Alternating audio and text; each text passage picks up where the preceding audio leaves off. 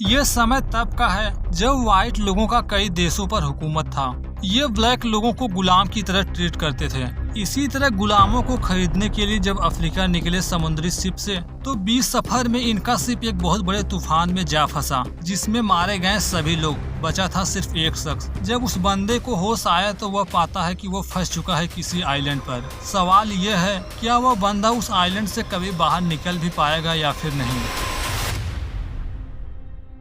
Story की शुरुआत हुई सन 1808 से। यह प्लेस है वर्जीनिया। इस समय ज्यादातर कंट्री पर हुकूमत करते थे गोरे लोग। उस टाइम सिचुएशन ऐसी थी, इंसान जानवरों की तरह बिकते थे, जिन्हें ये गोरे लोग खरीदकर अपने कंट्री लाते थे और फिर उनसे अपने मन मर्जी का काम करवाते थे। इसी तरह जब कुछ गुलामों की खरीदारी हो रही थी तो उसी टाइम एक गुलाम उनसे बचकर भागने लगा, पर ये व्हाइट लोग उसे इतने आसानी से छोड़ने वाले नहीं थे।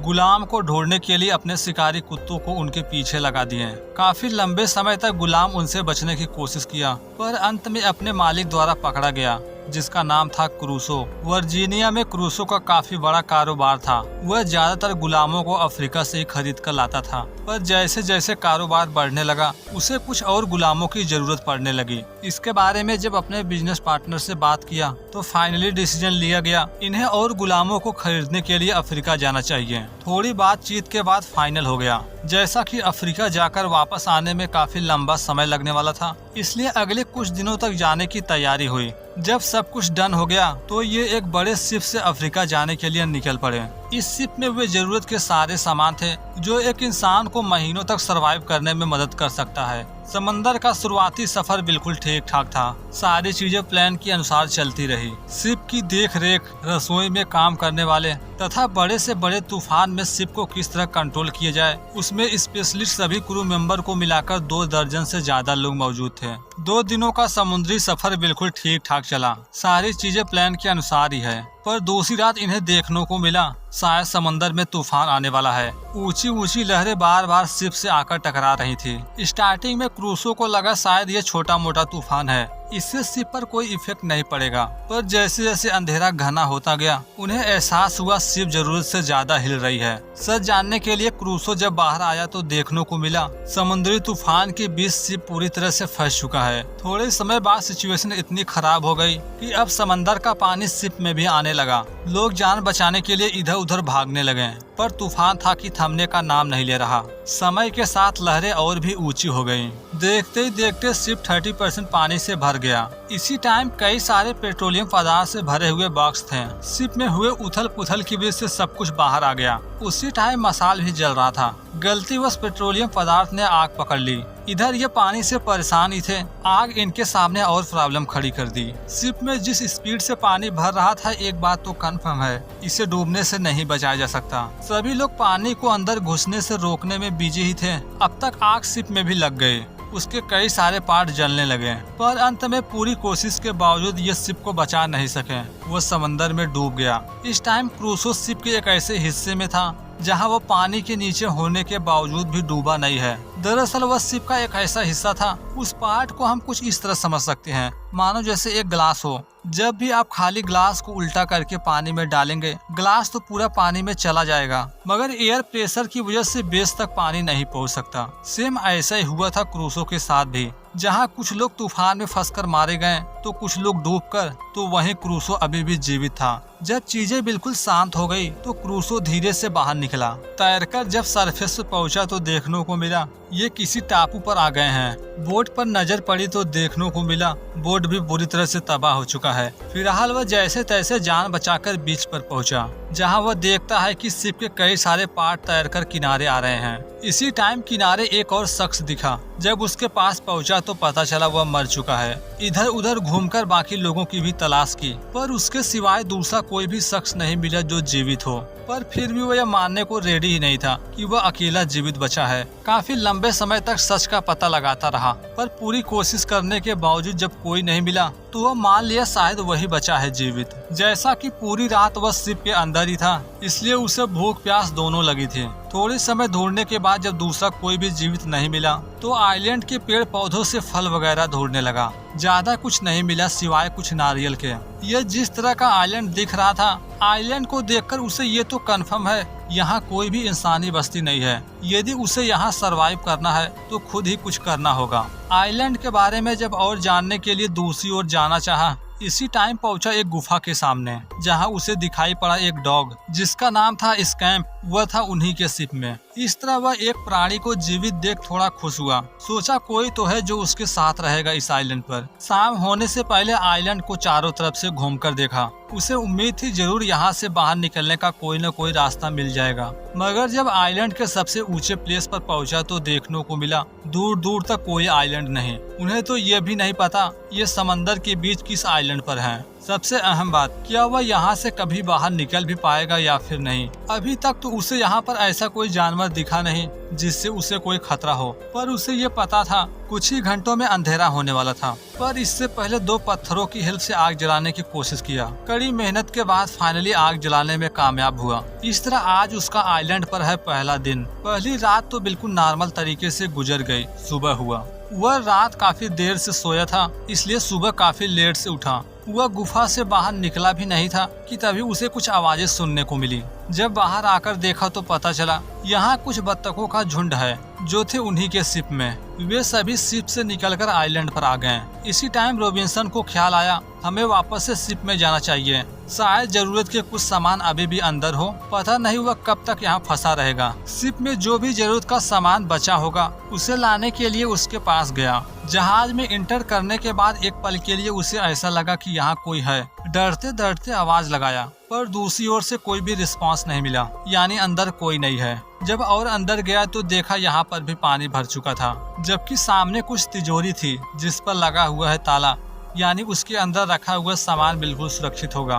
फाइनली वह ताले को तोड़कर ओपन किया तो अंदर कुछ राइफल्स मिले। वह सारे हथियार को इकट्ठा किया। साथ ही साथ कुछ और बॉक्स मिले जिसमें थोड़ा बहुत खाने का सामान भी है। वह सारे सामान का एक गठरी तैयार किया। अभी वह शिप से बाहर निकला भी नहीं था, तभी उसे पता चला शिप किनारे से दूर जा रही है, साथ ही साथ डूब भी रही थी। वह पूरी तरह से डूबती वह सारे सामान के साथ बाहर निकला, तैरकर जाने लगा किनारे की ओर। इस तरह इस आइलैंड पर सरवाइव करने के लिए काफी सारी चीजें मिल चुकी थी। फाइनली आज का दिन भी खत्म हुआ। रात के अंधेरे में ये आग जलाकर बैठे ही थे कि तभी क्रूसो को कुछ अजीब तरह की आवाजें सुनने को मिली। ऐसा लग रहा था जैसे आसपास कोई है। अंधेरा होने पर वह कुछ पता तो नहीं कर पाया, मगर सुबह होने पर वापस से आइलैंड का जायजा लेने लगा। काफी लंबे छानबीन के बाद उसे इंसानों के स्केलेटन देखने को मिले।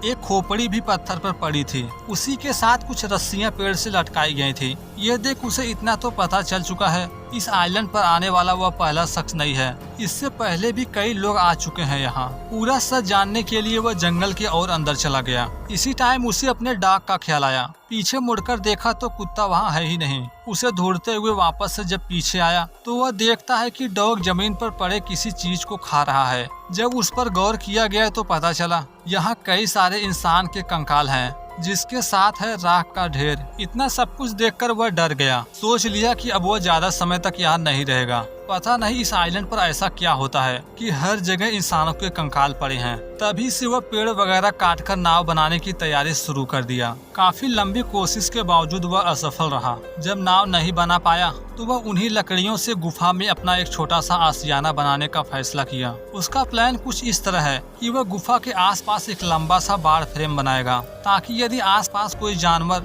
या फिर ऐसी कोई चीज हो जो उसे नुकसान पहुंचा सके तो वह बाड़ फ्रेम की वजह से गुफा तक न पहुंच पाए। अब तक तो उसे खाने पीने की कोई भी प्रॉब्लम नहीं थी। शिप से जीवित बचे कई सारे बतख हैं जिन्हें खाकर वह अब तक जीवित था। इसी तरह वह कई हफ्तों तक वहीं पर रहा। पर जैसे जैसे समय गुजर रहा था वह एक बार फिर नाव बनाने को सोचा। काम भी शुरू कर दिया। कई दिनों की कड़ी मेहनत के बाद फाइनली नाव काफी हद तक बनकर रेडी हो चुकी थी। अब समय आ चुका था कि उस नाव को समंदर में उतारा जाए। पर जब नाव को समंदर में ले जाने की बारी आई तो पानी में पहुंचने से पहले ही नाव नीचे गिर पड़ी, जिससे काफी बड़ा नुकसान हुआ। नाव कई जगह से टूट गई। ये देख वह काफी निराश हुआ, पर हार नहीं माना। वापस से नाव बनाने का काम शुरू किया। अब उसे नाव को इस तरह बनाना था कि वह बड़े से बड़े तूफान का सामना कर पाए, पर वह जैसा पिछली बार बनाया था पानी में पहुंचने से पहले ही टूट गया। अगर वह इस बार भी ऐसा ही किया तो समंदर में जाकर फंस जाएगा। जब तक नाव पूरी तरह से रेडी नहीं कर लेता तब तक उसी गुफा में अपने डॉग के साथ रहा। पर कुछ ही दिन बीते थे, क्रूसो ने पाया कि उसका डॉग कुछ भी सही से खा पी नहीं रहा है। स्टार्टिंग में उसे लगा शायद वह अकेलापन महसूस कर रहा है, इसी वजह से हो रहा है ये सब। उस रात वह बिना कुछ खाए पिए ही सो गया। पर उस रात क्रूसो को उसकी हेल्थ कुछ ठीक नहीं लगी, बीमार लग रहा था, मगर वह उसके इलाज के लिए कुछ नहीं कर सकता। इसी सोच में आज की रात भी जैसे तैसे गुजर गई। सुबह हुआ, अगले दिन वह डॉग को जगाए बगैर ही समंदर के किनारे गया। जरूरत के सामान लाकर जब वापस गुफा में पहुंचा तो देखता है कि डॉग अभी भी सो रहा है। उसके बॉडी में जरा भी मूवमेंट नहीं थी। उसे जब जगाने की कोशिश किया तो पता चला वह अब जिंदा नहीं रहा। इस तरह अपने एक आखिरी साथी को खोकर वह बहुत दुखी हुआ। अभी के लिए उसके अंतिम संस्कार के लिए जमीन में दफना दिया। डॉग के मरने के कुछ घंटों बाद तक तो वह बिल्कुल नॉर्मल रहा, पर शाम होते होते उसे अकेलापन महसूस होने लगा, क्योंकि इस पूरे आइलैंड पर डॉग ही था जिसके साथ उसका पूरा समय गुजरता था। इसी तरह उसकी लाइफ चलती रही। एक दिन उसे देखने को मिला कि कुछ लोग किनारे आ रहे हैं। उनके वेशभूषा से देखकर लग रहा था शायद ये आदिवासी हैं। सभी लोग तो नीचे थे, पर उनमें से एक काफी बड़े सिंहासन जैसे स्ट्रक्चर पर बैठा है। ऐसा लग रहा था शायद ये उनका मालिक है। वे लोग यहाँ करने क्या आए हैं उसे कुछ पता नहीं। सच जानने के लिए क्रूसो उनके पीछे पीछे जाने लगा। थोड़े समय पीछा करने के बाद इन्होंने पाया ये लोग वहीं जाकर रुके हैं जहाँ पर कुछ दिनों पहले क्रूसो ने इंसान के कई सारे कंकाल देखे थे, साथ ही साथ राख के ढेर। अभी के लिए वह उन्हें जरा भी पता नहीं चलने दिया कि इस आइलैंड पर इनके सिवाय कोई और भी है जो छुपकर देख रहा है इन्हें। क्रूसो देखता है कि वे लोग जिस बंदे को लाए थे वह मर चुका है, शायद उसे लाए हैं अंतिम संस्कार के लिए। उस शख्स का अंतिम संस्कार हुआ भी नहीं था। उसी टाइम ये एक बंदे का गला काटकर उसकी बलि चढ़ा दिए। यह देख क्रूसो को कुछ समझ में नहीं आया आखिर ये कर क्या रहे हैं। एक की बलि चढ़ाने के बाद क्रूसो कुछ नहीं किया, दूसरे की भी चढ़ा दी गई। पर जब तीसरे की बलि चढ़ाने की बारी आई तो क्रूसो उन पर राइफल से फायर किया। गोली की आवाज सुनते ही कुछ लोग क्रूसो को ढूंढने लगे। वह जान बचाने के लिए उनसे दूर भागने लगा। वे लोग काफी समय तक क्रूसो को इधर उधर ढूंढे। जब वो नहीं मिला तो सभी लोग वापस लौट गए। पर इसी बीच उनमें से एक को क्रूसो ने पकड़ लिया था हथियार की नोक पर। जब सभी लोग नाव से वापस लौट गए तो क्रूसो उस पकड़े हुए आदिवासी को अपने गुफा के पास ले गया। आदिवासी आवाज करने की कोशिश तो किया पर क्रूसो उसे ऐसा करने नहीं दिया। उनके साथियों का नाव जब काफी दूर चला गया तो क्रूसो उसके हाथ में बंधे रस्सी को छुड़ाकर आजाद कर दिया। सबसे पहले उस आदिवासी का वेशभूषा बदलकर उसे अपनी तरह कपड़ा पहनाया। शाम को अपने गुफा में ले गया जहां खाने के लिए भोजन वगैरह दिया। देखा जाए तो ये दोनों एक दूसरे की भाषा नहीं समझ सकते थे, पर इनके हाव भाव से इतना तो पता चल रहा था ये एक दूसरे को नुकसान नहीं पहुंचाना चाहते हैं, बल्कि क्रूसो उसे बनाना चाहता है अपना दोस्त। दोनों की डिस्कशन के बाद पता चला उस आदिवासी का नाम है लकी।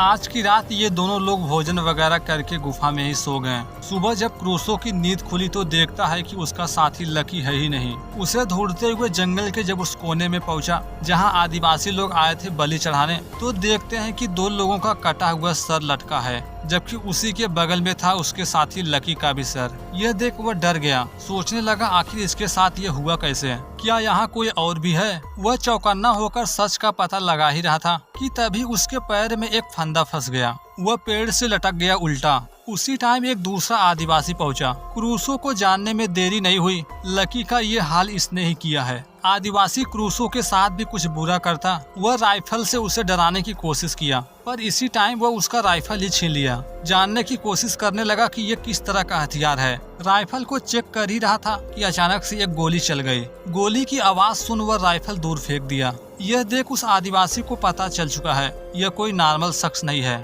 इसे जिंदा रखना चाहिए, शायद ये हमारे काम आ सके। आगे से वह क्रूसो को बंदी बनाकर ही रखा। रात को खुद भोजन करने के साथ क्रूसो को भी खाने के लिए दिया। आज की रात क्रूसो को ऐसे ही बंधे रहने दिया। सुबह जब क्रूसो नींद से उठा तो देखता है उसके बॉडी से लिपटी रस्सी काफी ढीली है, वह आराम से आजाद हो सकता है। वह चुपके से खुद को रस्सी से आजाद किया। छुपते छुपाते गुफा के पास पहुंचा। यहाँ पहुंचकर उस आदिवासी को ही ढूंढ रहा है जिसने पिछली रात उसे बनाया था बंदी। गुफा के अंदर जाकर भी वह कहीं नहीं मिला। बाहर समंदर के किनारे पहुंचा। पर वहाँ पर भी उसका कुछ पता नहीं। ढूंढते ढूंढते जब जंगल में पहुंचा तो सामने दिखाई पड़ा। देखते ही उस पर फायर किया पर गोली उसके पास से गुजर गई। आगे भी वह कई बार फायर किया पर हर बार वह बच गया, लेकिन जब बिल्कुल सामने आया तो उस टाइम गोली चली ही नहीं। इसी मौके का फायदा उठाकर आदिवासी उस पर हमला कर दिया। इस तरह दोनों के बीच शुरू हो गई हाथापाई। दोनों लड़ते लड़ते एक ऐसी दलदली जमीन पर पहुंचे जहां अगर किसी इंसान गलती से भी पैर रख दे तो वह दलदल में धंसकर मारा जाएगा। लड़ते लड़ते जब दोनों दलदल में गिरे तो ये समझ गए बाहर निकलना बहुत जरूरी है। आदिवासी तो जैसे तैसे बाहर निकल गया पर क्रूसो फंस गया वहीं पर। उसका पूरा धड़ दलदल में जा चुका था। वह पूरी तरह से धंसकर मारा जाता। इससे पहले आदिवासी एक टहनी की हेल्प से उसे बाहर लाने में मदद किया। जब वह क्रूसो को बचाया तो ये देख क्रूसो मान लिया कि अब मुझे उसे मारने की कोई जरूरत नहीं। वह मुझे कोई नुकसान नहीं पहुंचाना चाहता। हम दोनों को मिलकर रहना चाहिए। इस तरह आगे से ये दोनों लोग मिलजुल कर आइलैंड पर रहने लगे। ये दोनों भी एक दूसरे की भाषा समझ तो नहीं सकते थे पर खुद के एक्सप्रेशन से समझाने की कोशिश किए कि हमें यहाँ से बाहर निकलना चाहिए। इसके लिए हमें एक बड़ी नाव की जरूरत होगी। क्यों न हम दोनों मिलकर नाव बनाएं? दोनों इस चीज से राजी हो गए। इस तरह ये दोनों लोग मिलकर पेड़ काटकर नाव बनाने के काम में लग गए। अब तक इनके पास जो बचे हुए बतख थे सब खत्म हो चुके हैं। खाने की कमी पड़ने लगी। इसी टाइम क्रूसो को आदिवासी जंगल के एक ऐसे हिस्से में ले गया जहां उन्हें कुछ जानवर मिले। आगे से ये उन्हीं का शिकार करके सरवाइव करने का फैसला किए। अब तक नाव काफी हद तक बनकर कंप्लीट हो चुका था। अब तक जो भी बचा है दोनों पूरे मन से काम को पूरा करने लगे। नाव जब पूरी तरह से रेडी हो गई तो उसकी टेस्टिंग के लिए आदिवासी को समंदर में भेजा गया जहां वह थोड़ी दूर जाकर वापस लौट आया। दोनों के डिस्कशन के बाद यह पता चला नाव काफी छोटी है। ये दोनों लोग एक साथ यहाँ से नहीं निकल पाएंगे। इसके लिए इन्हें बड़ी नाव बनानी होगी। उसी दिन से ये बड़ी नाव बनाने में लग गए। सबसे पहले उसका डिजाइन तैयार किया गया पर उस पर काम कर पाते अगले दिन क्रूसो देखता है कि वह आदिवासी कहीं दिख नहीं रहा। जब बीच पर पहुंचा तो देखा एक बड़ी सी शिप आई है किनारे। ये देख उसे लगा शायद अब वो यहाँ से निकल जाएगा पर इसी टाइम क्रूसो देखता है कि वे लोग उसके साथी को जबरदस्ती पकड़ रहे हैं। जब वह भागने की कोशिश किया तो उसके पैर पर गोली मार दिए पर अभी तक उनकी नजर क्रूसो पर नहीं पड़ी है। जब सभी लोग आदिवासी को लेकर शिप में पहुंचे तो क्रूसो भी चुपके चुपके जहाज के पास पहुंचा। करीब पहुंचकर उसने देखा इस क्रू मेंबर में डॉक्टर मॉर्टी नाम का एक साइंटिस्ट है जिसे क्रूसो जानता था पहले से ही। इसलिए वह बिना डरे उनके सामने गया। उन लोगों ने क्रूसो को पहचान लिया। इस तरह ये लंदन वापस आने के लिए निकल पड़े मगर क्रूसो चाहता है कि हम इस आदिवासी को अपने साथ न ले जाएं। ये वापस अपने लोगों के पास चला जाएगा पर जहाज के क्रू मेंबर इस बात से राजी नहीं हो रहे थे। वे चाहते हैं कि हम इसे लंदन ले जाएं ताकि ये एक गुलाम की तरह हमारे काम आ सके। काफी समझाने के बावजूद जब ये लोग क्रूसो की बात नहीं माने तो वह भी ज्यादा जबरदस्ती नहीं किया। उसी रात जब सभी लोग सो रहे थे तो क्रूसो उस आदिवासी के पास पहुंचा। वह सबकी नजरों से बचकर उसे आजाद किया और फिर एक छोटी नाव की मदद से समंदर में उतारा। कहा कि तुम यहाँ से निकल जाओ। अगर ये तुम्हें पकड़ लिए तो तुम्हें ले जाएंगे अपने घर जहाँ तुम हमेशा हमेशा के लिए इनके गुलाम बन जाओगे। इस तरह क्रूसो अपने साथी आदिवासी को आजाद कर दिया जिसके बाद उसे एहसास हुआ कि आजादी कितनी अनमोल है। यह थी डेनियल डेफो के उपन्यास पर based story. Thanks for watching this video.